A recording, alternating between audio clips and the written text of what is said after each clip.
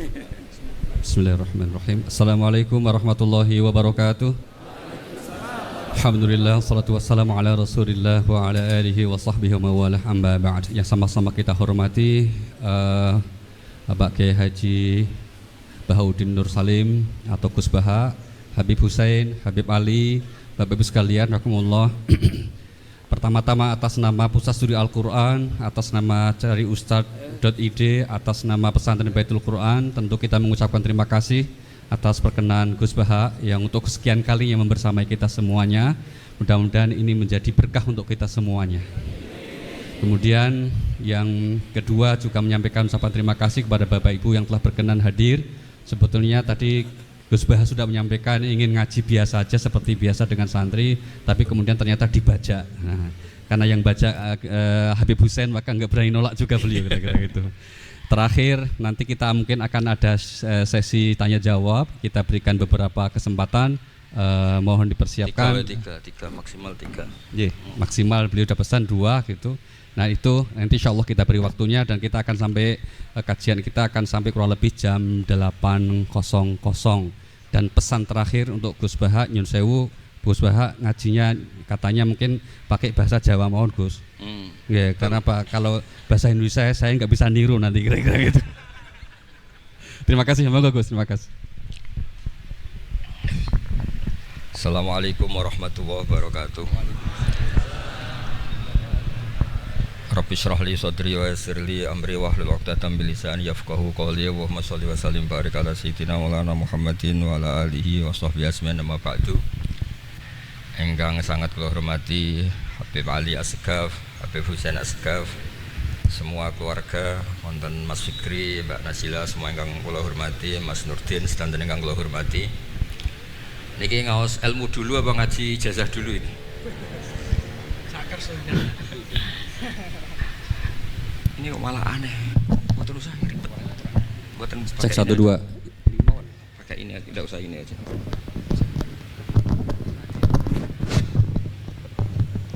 Gampang mana? Jelas. Nah.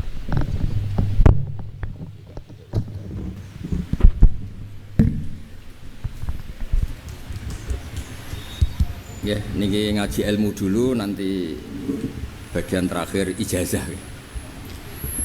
Bismillahirrahmanirrahim. Ini riwayatul Bukhari. Haddatsana Abdullah bin Yusuf, haddatsana Les, haddatsana Sa'id al-Maqburi an Nabi Hurairah radhiyallahu anhu qala an-nabiy sallallahu alaihi wasallam. Ma minal anbiya'i nabiyyun illa qad u'tiya minal ayat ma mithluhu amana alaihi al-bashar. Wa inna ma kana alladhi utituhu wahyan awhahu wa ilayya fa arju an akuna aktsarahum tabi'an yaumal qiyamah. Dados kita tahu semua nabi itu punya mukjizat. Ya, semua nabi itu punya apa? Mukjizat. Mukjizat itu hal yang luar biasa yang memastikan manusia itu tidak bisa menyainginya atau menandinginya. Dan rata-rata mukjizat nabi dulu itu fisik. Misalnya ontanya Nabi Soleh itu kan onta tapi keluar dari batu, itu kan aneh. Aneh sekali. Atau tongkat Nabi Musa bisa simsalabim mengeringkan laut apa? Merah. Semua nabi itu punya mukjizat dan semuanya berbentuk fisik. Kecuali mukjizatul Rasulullah sallallahu alaihi wasallam itu berupa Al-Qur'an. Al-Qur'an itu konsep ilmiah. Terus kata Rasulullah sallallahu alaihi wasallam, tapi saya karena Quran itu justru berharap pengikutku besar dan sampai hari kiamat. Sekarang kita logika ya. Andaikan kamu punya tongkatnya Nabi Musa, kalau kamu suka uang, kepikirannya dijual apa dipakai? Kalau kamu suka uang, dipakai. Kalau kamu ahli suudon itu pikirannya ndak, ini asli ndak. Karena yang melihat di Turki itu ya sebagian gitu. Kalau yang suka perdukunan itu bayangkan itu miliknya. Mungkin dipakai ngakali orang atau apa, pokoknya bayangkan itu miliknya. Kalau yang kolektor pikirannya itu nanti ini laku berapa. Tapi kalau peneliti mungkin pikirannya itu ini asli apa enggak? Bukti aslinya apa? Repot lah. Lagi pula kalau kamu punya utang terus mau apa? Istri kamu marah mau apa? Kalau pakai tongkat. Nah, beda dengan mukjizatnya Quran itu semuanya apa? Ilmiah. Orang yang sedang harmonis dengan istri bisa pakai ayat di antara ayat-ayat Allah itu apa? Wa ja'ala bainakum mawaddatan warahmah. Nanti kalau ditakdir cerai, saya tidak menyarankan cerai. Kalau ditakdir cerai, itu masih dimotivasi sama Allah wa iyatafarraqa yughnillahu kullam min sa'ati. Jika suami istri itu cerai, jangan-jangan suaminya dapat istri lebih baik, istrinya nanti dapat suami lebih baik. Jadi yang masa lalunya ada prahara. Kan banyak orang suaminya meninggal ketika nikah lagi ditanya, kangen sama suami pertama, alhamdulillah ini lebih baik. Padahal suaminya yang meninggal itu berharap istrinya ini kangen, ternyata dia sudah syukur dapat suami yang lebih baik. Jadi Quran itu menunggui kita ila yaumil qiyamah. Kita tidak bunuh diri, itu ya barokahnya Quran. Karena problem apapun kita dinasihati sabar, dinasihati sabar.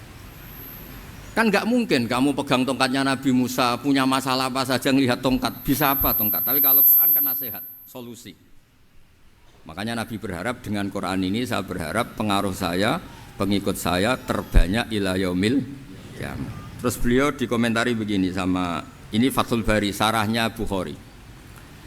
Al-muradu anna mu'jizatil anbiya inqaradat binqiradi a'sorihim. Falam yusyahidha illa man hadaraha. Problem mukjizat nabi-nabi dulu itu kan fisik, sehingga yang tahu kalau Nabi Soleh punya unta yang ajaib itu yang tahu ya hanya yang hadir saat itu. Yang tahu kalau tongkat Nabi Musa bertuah itu juga yang tahu hanya yang hadir saat itu. Selebihnya tahu tongkat ya di museum. Tapi kalau Quran menjadi solusi, menjadi panduan, menjadi pegangan itu ila yaumil qiyamah. Kita beri contoh ya, Quran panduan yang paling gampang misalnya begini. Dulu ini cerita ya. Dulu itu ada orang kafir cerdas namanya Jubair bin Mut'im. Itu saking pinternya dia, pinter juga tokoh. Itu sebagai delegasi pembebasan Asra Badrin. Jadi tawanan-tawanan perang Badar itu mulai dulu ya ada negosiasi mau dibebaskan. Terus orang-orang kafir ini menugaskan namanya Jubair bin siapa? Mut'im. Ini ada di Bukhari. Karena ini ngaji di Jakarta. Kalau orang nggak tahu hadis juga tanya ini sahih enggak gitu. Wong nggak tahu kok tanya itu aneh-aneh. Padahal kalau dibodoni itu ya nggak tahu. Tapi ya tetap tanya hadisnya ini sahih enggak. Ini kata kiai apa kata nabi ini ya. Memangnya kata nabi kamu dengar kan ya lewat kiai. Memang. Setelah itu Jubair itu datang ke Medina, dengerin ya, datang ke mana? Medina. Kemudian dengar Nabi baca Wattur pas sholat maghrib. Jubair karena Nabi dulu gak ada hotel, gak ada pondok ya, pondoknya Nabi hanya sufah itu. Nabi baca maghrib, bukan diskusi, bukan debat, baca Wattur wa kitabim mastur fi raqim mansur wal baitil ma'mur wasaqfil marfu wal bakhril masjur terus itu. Kemudian sampai pada titik ayat am khuliqu min ghairi syai'in. Masa manusia atau alam raya yang maujudat, yang nyata, yang wujud nyata. Kemudian asal usulnya itu ketiadaan. Ini kan hadhil alam maujud. Alam ini kan nyata. Masa sesuatu yang nyata penciptanya itu tidak nyata. Jadi enggak mungkin ada faham nihilisme. Kalau faham nihilisme berarti melahirkan teori begini. Al adamu yakhluqu maujudan. Sesuatu yang tidak ada menciptakan yang itu kan akal gak bisa nerima. Kalau sesuatu ini ada, penciptanya pasti ada. Terus akhirnya Jubair bin Mut'im itu simpuh di depan Rasulullah terus bilang, ya Muhammad kada qalbi ayatir. Hampir saja hati saya terbang. Kalau riwayatnya Imam Ahmad, faka'anna masudi aqalbi, hati saya dihancur. Semua teori yang saya bawa untuk ngelawan kamu sekarang luluh semua, hancur semua. Yang benar adalah teori Anda bahwa Tuhan itu satu dan Tuhan itu ada sebelum semua makhluk.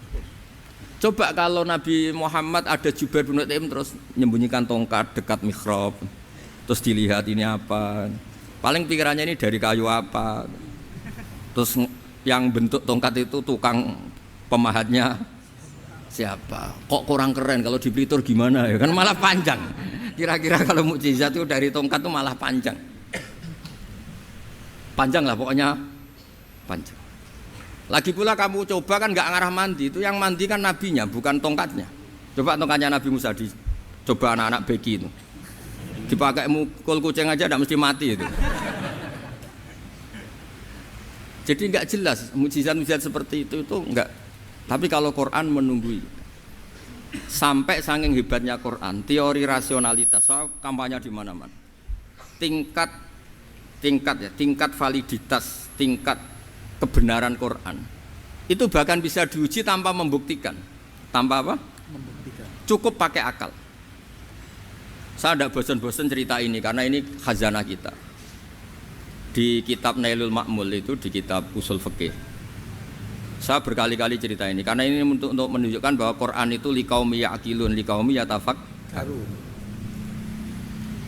Ada seorang kiai, seorang ustadz, kiai dulu itu ya memang orang soleh, alim terus jadi kiai. Kalau kiai sekarang tuh macam-macam, nganggur terus ingin jadi kiai, terus daftar gitu. Ada lowongan di yayasan masuk ingin jadi ustadz karena dengar ada gajinya.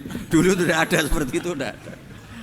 Makanya dulu itu kalau ustadz kiai pasti soleh karena dia alim terus ingin orang lain tuh mendapat ilmunya. Kalau sekarang nggak ada yayasan sehat, guru gajinya sekian. Yang nggak ingin jadi ustadz tuh daftar karena ada gaji. Apalagi ada kabar, ada gaji, ada mes, ada wah yang daftar banyak. Tapi mentalnya ada kiai sebetulnya. Ya kalau sampean tanya itu baik dah Gus, ya setengah baik. Ya maksudnya setengah baik ya ada baiknya lah, namanya profesi ngajar itu kan baik. Tapi setengah saja karena motifnya itu nyari gaji, bukan ingin mencerdaskan umatnya Rasulullah SAW.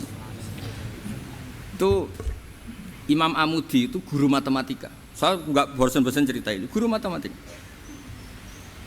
Muridnya sampai takut, ini masuk surga ndak, kiai kok ndak ngajarin istighosa atau tahlil malah ngajarin apa? Matematika. Beliau meninggal terus muridnya tanya, "Ma fa'alallahu bik?" Kira-kira gitu. Apa yang dilakukan Allah? Allah nyambut Anda gimana? Terus kata Imam Amudi, "Bagus, saya disuruh ngajar malaikat." Karena malaikat kan enggak pernah kayak anak beki gini ngaji gini. Malaikat itu enggak pernah ngaji, dia iman saja karena tahu surga, tahu neraka terus iman gitu aja. Jadi imannya malaikat tuh enggak keren kita. Masyaallah. Imannya loh. Loh itu yang ngendikan Nabi loh, enggak saya.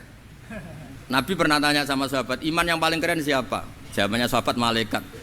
Ya enggak, karuan malaikat iman. Dia yang tahu surga neraka, tahu segalanya, masa ada enggak iman? Ya pasti iman lah katanya. Terus ya para sahabat engkau iman ya wajar kan menangi saya, nemuin saya. Yang hebat itu orang-orang yang tidak melihat saya, tidak saya didik tapi tetap iman.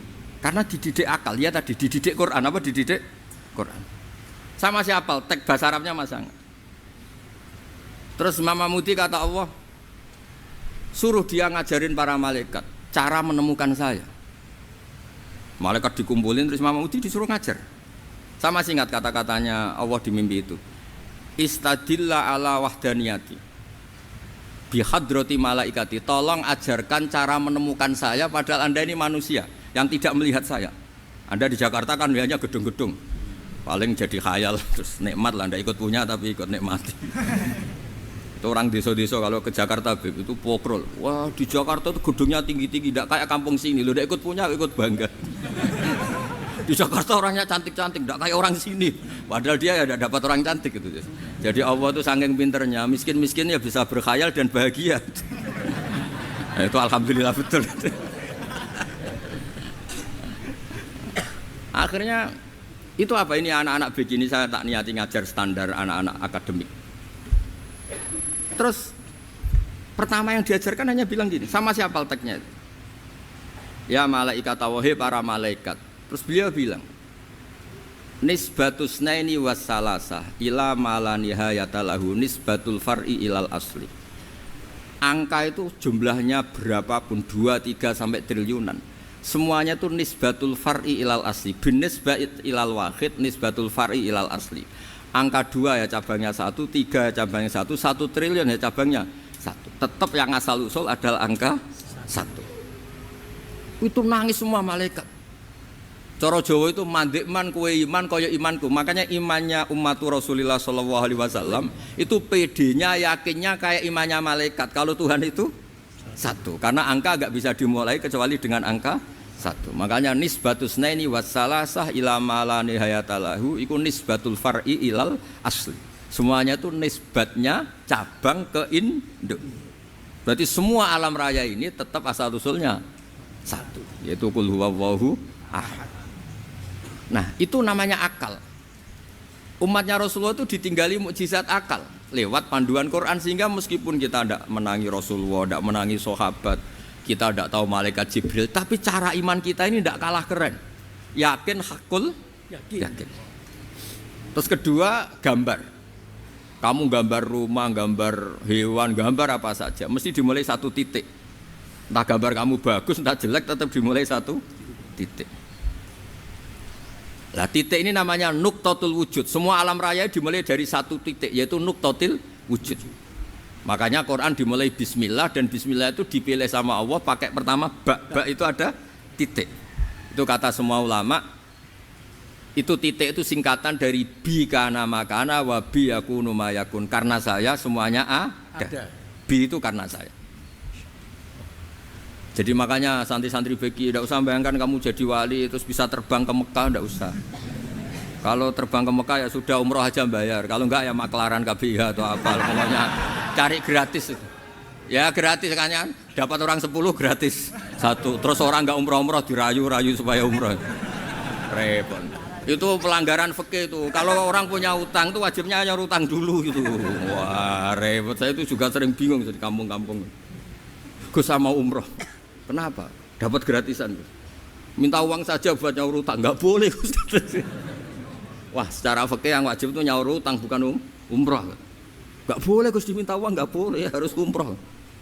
Udah gitu saya ini bingung Gus mau umroh. Enggak nikmati. Kenapa? Disuruh ngajar Gus. Repot semua kalau ibadah mergawe ya gini, bingung semua. Ya saya mohon anak-anak BK semuanya yang seneng Quran itu harus seneng sampai kayak saya, sehingga tahu istidlal, mencari Tuhan dengan cara tauhid yang berbasis akal itu sedzahir imannya malaikat. Jika di klasmen iman itu manusia ulul ilmi, kita-kita yang nekuni ilmu itu nomor 1 prakteknya.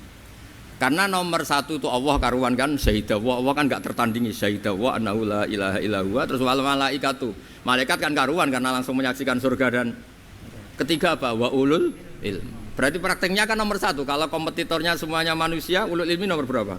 1 kan? Nah nomor 3 kan dari Allah, malaikat, ulul ilmi. Berarti kalau kompetisinya antar manusia nomor berapa? 1 kan? Nah kenapa ulul ilmi di nomor 3 kan, tapi dari Allah, malaikat, ulul. Kerennya kayak apa? Karena cara iman ulul ilmi itu enggak ada ragunya sama sekali.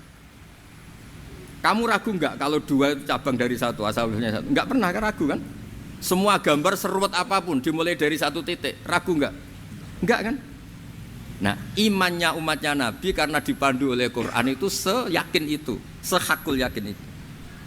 Nah itu terus Jubair bin itu jadi iman. Am khuliqu min ghairi syai'in am humul khaliqun. Terus kata Allah lagi, kalau kamu tidak percaya saya yang bikin langit bumi ya gampang dong. Kamu saja yang ngomong kalau kamu yang bikin. Paling orang sepakat kamu stres. Terus hanya ayat gitu, am khalaqus samawati wal ard. Kalau kamu tidak yakin Allah yang bikin ya silakan Anda klaim saja kalau kamu yang bikin langit bumi. Bala yuqinun. Kamu juga enggak mau kan dibilang stres. Nah ini terus saya teruskan ya. Makanya mukjizat terbesarnya Nabi adalah Al-Quran. Karena Al-Quran itu cerita tentang hukum-hukum akal, cerita tentang logika-logika peradaban. Misalnya logika peradaban, contoh paling gampang. Di Quran itu ada sekian ayat yang Allah cerita peradaban. Misalnya wa ahsinu innallaha yuhibbul muhsinin. Itu dikutip terus kemudian disimpulkan dalam peradaban. Kata Sayyidina Ali karramallahu wajhah ngendikannya gampang. Ahsin man syi'ta takun amirah. Kamu berbuat baik saja sama seseorang, maka otomatis kamu akan jadi pemimpinnya. Ada orang enggak tamat SD, enggak tamat papa, gobloknya minta ampun. Tapi karena gaji seorang pakar. Oh, kamu tak gaji 1 bulan 1 miliar. Perusahaan saya jadikan besar. Itu dikongkan ngalor ngidul ya nurut. Hanya karena dia ihsan. Terus wastaghni amman syi'ta takun nadhira. Saya ulang lagi. Wastaghni amman syi'ta takun nadhira. Dan kamu jangan butuh orang lain siapapun dia, maka kamu akan setara. Misalnya ada menteri orang antri mau salim, tapi kamu tidak butuh, kan tenang saja. Tapi kalau kamu butuh, habis kamu. Ya kan, kamu tidak butuh seseorang, maka kamu posisinya akan setara. Kamu harus sopan karena punya utang jasa. Kalau nggak punya apa-apa kan setara. Ya enggak? Misalnya kamu jajar rektor atau jajar menteri, jajar apa saja. Kalau kamu tidak punya utang kan, kamu jajar menteri tidak punya utang. Sama jajar satpam tapi punya utang, takut mana?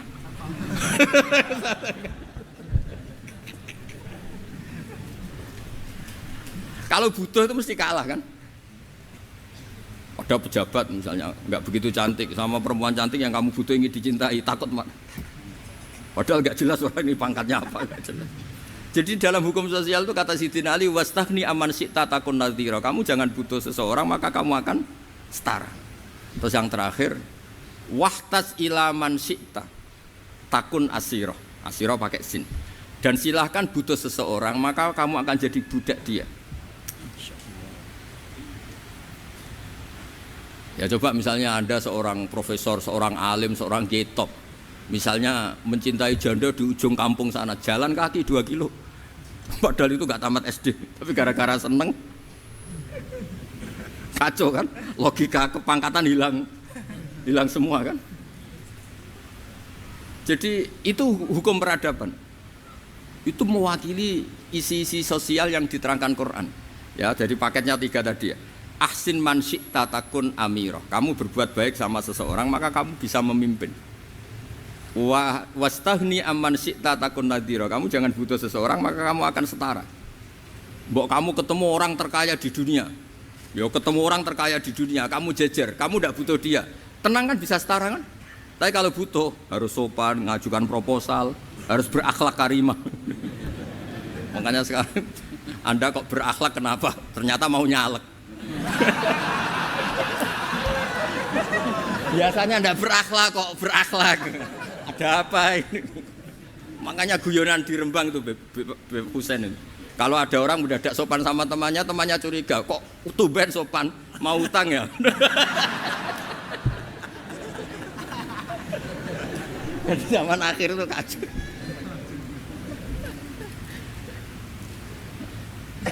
Ya di semua daerah gitu ya sama Pak Rektor ya. Kalau ada teman biasanya nggak sopan kok sopan, itu temannya curiga. Ini Pak Rektor UI ikut kaji. Kok tumben sopan, ada apa ya? Karena di mana-mana orang butuh itu pasti beretika. Kamu punya teman paling berdua, kalau mau utang berakhlak gak? Atau misalnya kamu punya adik cantik terus punya teman berdua, kalau cinta adik kamu berakhlak gak? Biasanya nggak sama sekali nggak berakhlak. Gara-gara butuh menjadi berakhlak. Ya jadi hukum sosial itu ya kuncinya 3 tadi. Ahsin man syi'ta takun amira. Wastahni amman syi'ta takun nadhira.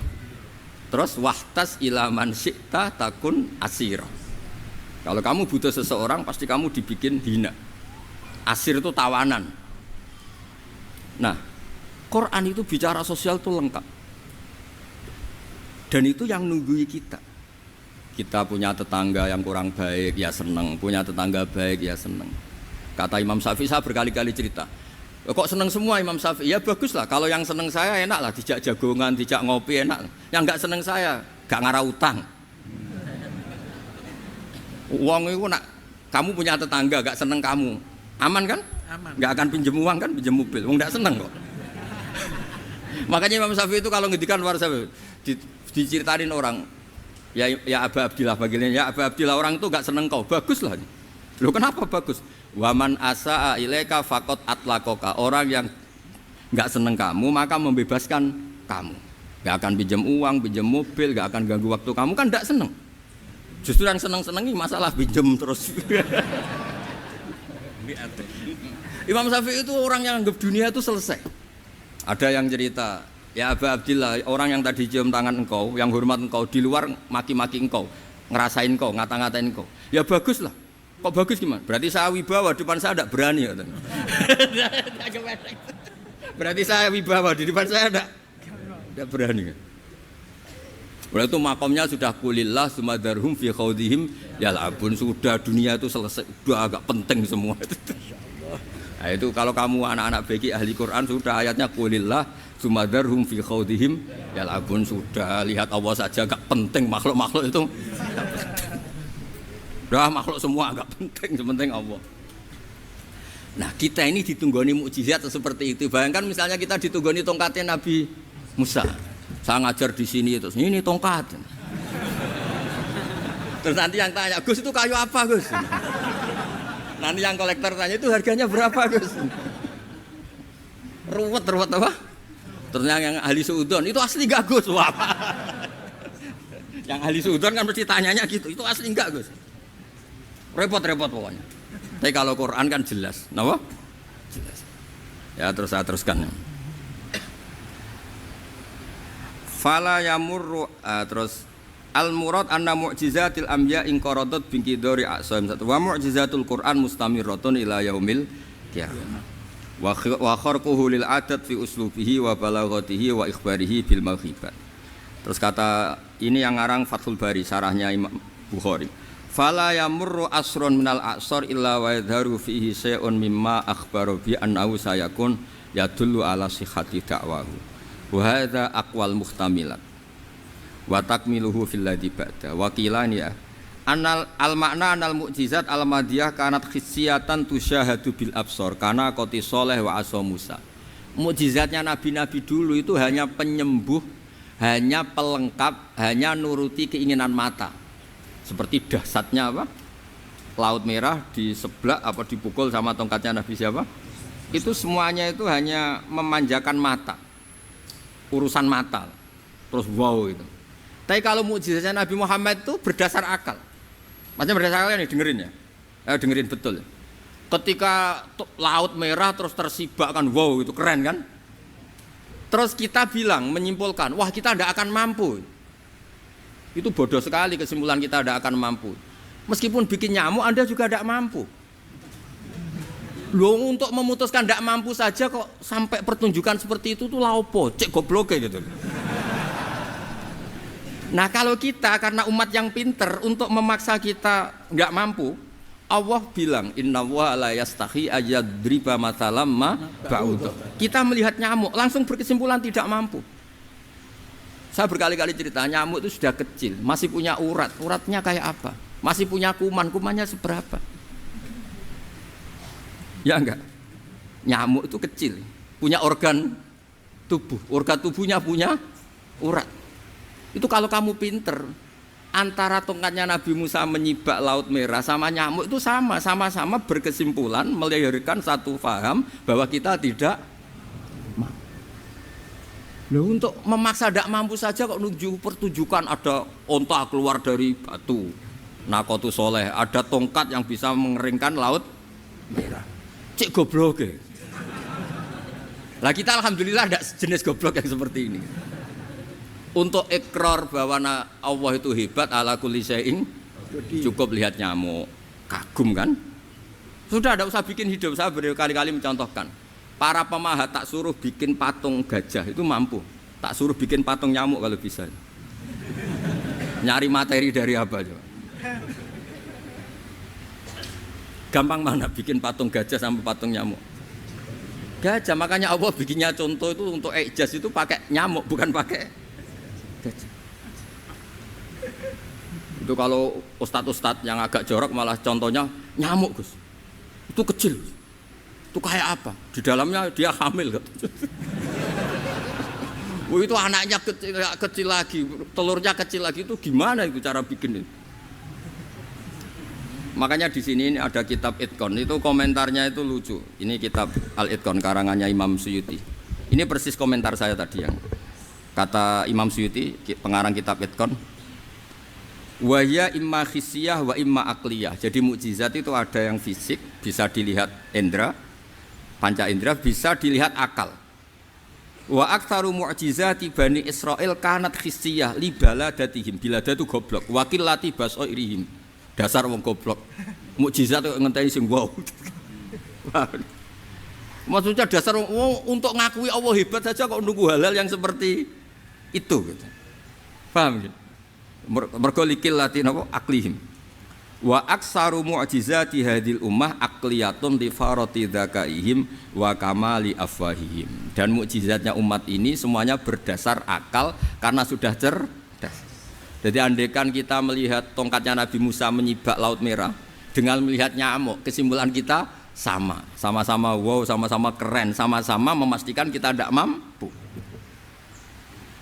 Makanya terus Quran menerangkan kita wa ma min dabatin fil ardi wala ta'iri yatiru bi janahihi illa umamun amsalukum. Jadi keseharian kita lihat burung kok terbang. Itu sudah ayatun min ayatillah. Paham nggih? Dados niki kudu bangga ditunggoni napa Quran, nggih ditunggoni napa Quran. Wa mu'jizatul Quran tusyahadu bil basirah fayakunu mayattabi'u li ajlihi aksar. Terus li annal ladzi yusyahadu bi ainir ra'si yang qaridu bingkiradi musyahidi. Sesuatu yang tampilan dahsyatnya itu disaksikan mata, maka itu bisa habis. Era tongkat Nabi Musa seperti itu habis enggak? Bisa mengeringkan Laut Merah, habis kan? Tapi era mukjizatnya Quran ila yaumil qiyamah. Ya contoh sosial, saya kembali lagi ke sosial. Kamu punya teman awet atau punya istri awet, itu konsepnya ya wal kadhiminal ghaidh, agak gampang tersinggung. Coba kalau kamu setiap tersinggung putus, setiap tersinggung habis, kamu tidak punya teman, tidak punya istri. Sampai kita awet seperti ini, kalau kecewa ya wal kadhiminal ghaidh, ngempet. Termasuk saya ini biasanya ngaji khusus terus baca gini ya kecewa. Tapi barokahnya diwarai Quran wal kadhiminal ghaidh, ngempet Gus, ngempet. Terus kecewa sama teman, kok kenapa tidak putus? Karena wal afina Aninna sudah, kalau kecewa maafkan. Coba kalau kita kecewa presiden demo, kecewa menteri demo, kecewa orang tua minggat, ya kalau dicari, kalau tidak kan malu. Saya itu punya teman tak tanya, kecewa besar sama bapak itu, kenapa tidak minggat? Malu. Kenapa malu? Takut gak dicari. Itu orang tuh paling malu itu kalau keluar dari rumah nggak di. Saya punya teman lagi, saya ini takut mati Gus. Kenapa? Takut istri saya tidak nangis Gus. Itu kematian terburuk itu kalau sudah mati tahu istrinya ada nangis, itu malu betul itu. Makanya jangan mati, pokoknya pastikan orang sekeliling ada nangis itu baru berani mati, kalau enggak jangan. Ya jadi mukjizatnya Nabi itu luar biasa. Walladzi yusyahadu bi'ainil aqli bakin yusyahiduhu kullu man jaa ba'dal awali mustamirran. Sesuatu ilmiah, sesuatu agama atau apa saja yang logis itu akan abadi ila yaumil. Kayak tadi ketika kita kecil diajari apa? Wujud, qidam, baqa, mukhalafatul hawadisi, qiyamuhu binafsihi, wahdaniyat, qudrat, iradat. Itu ila yaumil qiyamah.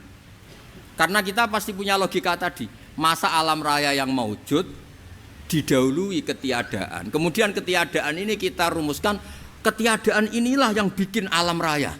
Di mana-mana nihilisme, ketiadaan ya layu asfiru say'an, namanya tiada ya tidak punya akibat apapun. Yang punya akibat apapun ya sesuatu yang wujud. Lalu itu kan ila yaumil qiyamah, sampai kapanpun teori itu akan nunggui kita ila yaumil qiyamah. Tapi kalau tongkat Nabi Musa ketika kita tidak melihat kan punya alasan tidak ngandel, Musa tidak tahu. Tapi kalau kamu seperti ini, orang paling mulhid sekalipun, paling ateis sekalipun, terus ditanya, bisa enggak Anda mulai angka di luar angka 1? Tidak bisa kan? Makanya benar Imam Amudi tadi ketika diminta Allah, istadilla ala wahdaniyati bi hadrati malaikati, tolong ajarkan kenapa manusia begitu yakin kalau saya ini satu, padahal mereka tidak melihat saya. Terus beliau ngendikan apa? Nisbatus naini wassalasa ilal wahid nisbatul far'i ilal asli. Angka 2, 3 sampai enggak terbatas, semuanya dibanding angka 1 itu nisbatul far'i ilal asli. Semuanya itu cabang dari angka 1. Itu mbok siapapun enggak usah ditunggoni nabi, enggak usah ditunggoni wali. Logikanya akan seperti itu. Itu yang dimaksud apa? Walladzi yusyahadu bainil aqli bakin yusyahidu kul man ja'a badal awal mustamir. Ya ini masih ada waktu seperempat, ini ijazah. Kalau ijazah enggak boleh tanya, ijazah ini. Nah itu yang fotokopi lebih besar itu ijazah.